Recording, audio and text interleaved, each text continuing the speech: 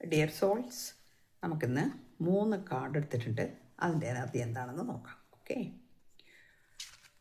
First card നമുക്ക് വന്നിരിക്കുന്നത് queen of cups ആണ്. ക്യൂൻ ഓഫ് കപ്സ് എന്ന് പറയുമ്പോൾ പിന്നെ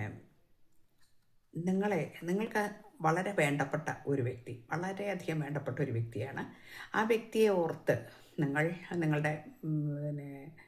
നിങ്ങളുടെ വ്യക്തി അല്ലെങ്കിൽ നിങ്ങൾ ആരെയാണോ കൂടുതൽ ഇഷ്ടപ്പെടുകയും സ്നേഹിക്കുകയും ചെയ്യണം, ആ വ്യക്തി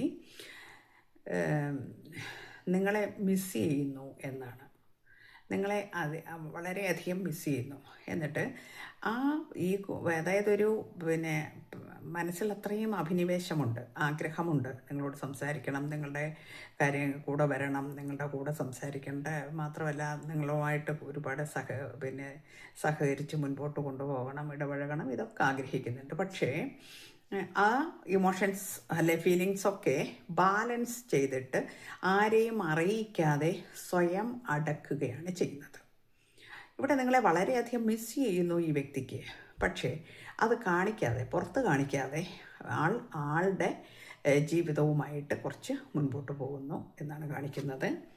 ഇവിടെ പഴയ ഓർമ്മകൾ, നിങ്ങളുമായിട്ട് നടന്നിരുന്ന ചിന്തകൾ, അതുപോലെ തന്നെ പണ്ട് കഴിഞ്ഞു പോയിട്ടുള്ള ചില നല്ല ഓർമ്മകൾ, ഇതൊക്കെ അയവിറക്കുന്നു എന്നാണ്.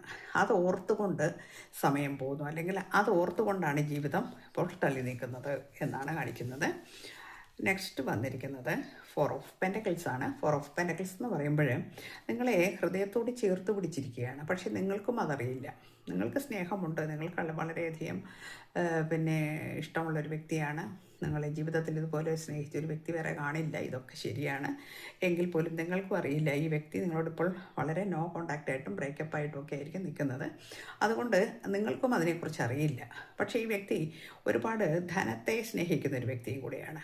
അതുകൊണ്ട് തന്നെ തൻ്റെ ബിസിനസ് അല്ലെങ്കിൽ തൻ്റെ തൊഴിൽ മേഖല ഏതായാലും അതിനെ പുണർന്നിരിക്കുന്നു, അല്ലെങ്കിൽ അതുമായിട്ട് മുൻപോട്ട് പോകുന്നതിൽ കൂടുതൽ സംതൃപ്തി കാണുന്നു. അവിടെ കുറച്ച് സമയം അയാൾക്ക് കുറവുള്ളതുകൊണ്ട് നിങ്ങളുമായിട്ട് സംസാരിക്കാനോ അല്ലെങ്കിൽ നിങ്ങളുമായിട്ട് സഹകരിക്കാനോ കഴിയാത്തൊരവസ്ഥയും ഇവിടെ കാണുന്നുണ്ട്. അപ്പോൾ ചുരുക്കം പറഞ്ഞാൽ ആ വ്യക്തി വളരെയധികം വിഷമമുണ്ട്, മിസ് ചെയ്യുന്നുണ്ട്, നിങ്ങളുടെ ഓർമ്മകൾ കൊണ്ട് ജീവിച്ചു തീരുന്നു അയാളുടെ ലൈഫ്. പക്ഷേ അയാളുടെ കരിയർ, അയാളുടെ ജീവിതം, അത്തരം കാര്യങ്ങളിലേക്ക് അയാൾ കുറച്ച് കൂടുതൽ പ്രാധാന്യം കൊടുത്തിരിക്കുന്നു എന്നാണ്. അപ്പോൾ ഇത് നമ്മൾക്ക് പല ആളുകളും അനുഭവിക്കുന്ന വിഷമങ്ങളാണ്.